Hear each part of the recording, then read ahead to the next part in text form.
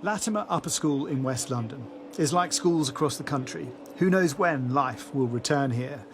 Its corridors are empty and classrooms out of use, except for one.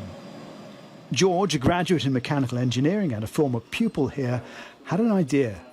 There's a shortage of protective equipment for NHS staff, and his old school has 3D printers that can make stuff.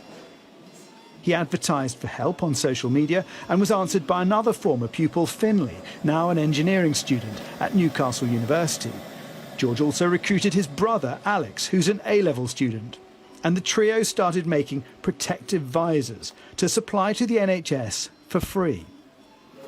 The orders we have are in a total of 500, and this is only our fourth day going. That probably puts us well into next week and maybe even the third week of production. It feels quite good because otherwise I would just be sitting at home doing nothing.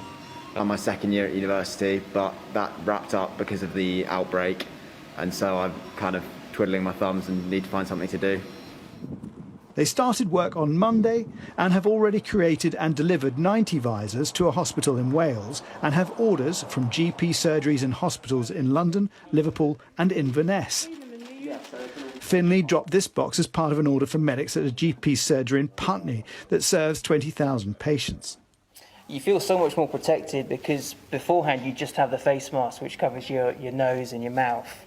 But you can still feel quite vulnerable with it, especially if you're in the middle of a procedure or doing chest compressions. This mask is only held by a piece of string that can fall off quite easily. Whereas with this, you feel so much more protected, including the eyes and the rest of the face, and it actually feels a lot more secure as well. Amid the controversy of some companies inflating prices for these in-demand supplies, free visors are gratefully received. It is extraordinary that when a graduate, an undergraduate and an A-level student say, we can make protective equipment in our classroom, who wants it? NHS facilities up and down the country stick their hands up and say, yes, please, how much can you make? And even more so that this has gone from concept to delivery in a matter of days.